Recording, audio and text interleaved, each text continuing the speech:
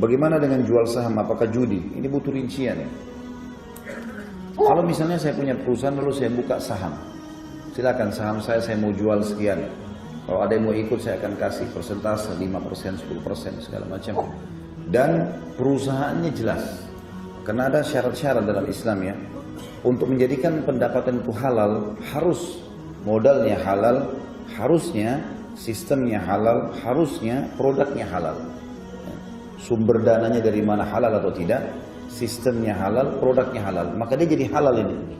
Kita kalau mau ikut saham di situ, ada masalah. Yang jelas akadnya jelas, gitu kan. Ini dulu poin. Tapi kalau perusahaan itu memiliki salah satu pelanggaran dari 3 poin tadi, misal dasarnya perusahaan itu produknya haram, jual rokok misalnya, atau jual apa gitu ya, khamr, atau misalnya sistemnya dia menggunakan sistem yang salah atau haram, ataupun memang kita tahu sebenarnya perusahaan ini awalnya dibangun dari modal yang haram, ini nggak boleh kita masuk saham di dalamnya. Itu poin dulu, masalah mana yang boleh, mana tidak boleh. Rincian yang lain teman-teman sekalian, saham juga ini tidak bisa hanya sekedar sesuatu yang tidak kelihatan.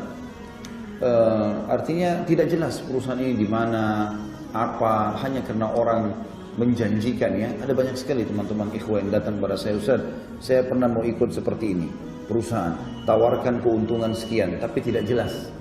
Artinya perusahaannya saya tidak tahu, saya cuma dengar ada di Inggris, ada di Amerika, ada di mana-mana, tapi saya tidak pernah tahu informasinya. Cuma teman-teman saya semua ikut dan 1 bulan akan dapat sekian banyak. Ini tidak boleh, tidak jelas yang mana. Pelajari dulu. Nabi SAW termasuk melarang transaksi mulamasa. Mulamasa itu teman-teman begini, contoh sederhananya.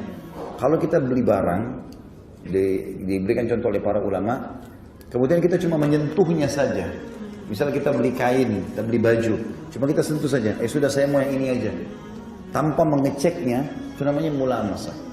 Dilarang oleh Nabi SAW, tidak boleh. Karena nanti kalau kita ambil, tanpa dicek, kemudian kita pergi dan rusak, ada rusaknya, maka belum tentu bisa dikembalikan.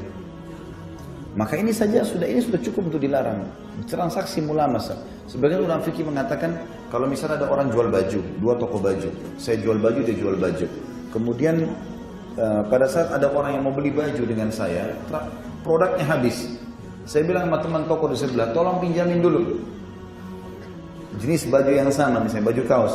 Lalu dia kasih, dia cuma lempar bajunya, saya ambil lalu saya masukin dikresek lalu saya kasih kepada konsumen ini. Ini jenis transaksi mulamasa. Kalau si pembeli tidak memeriksanya.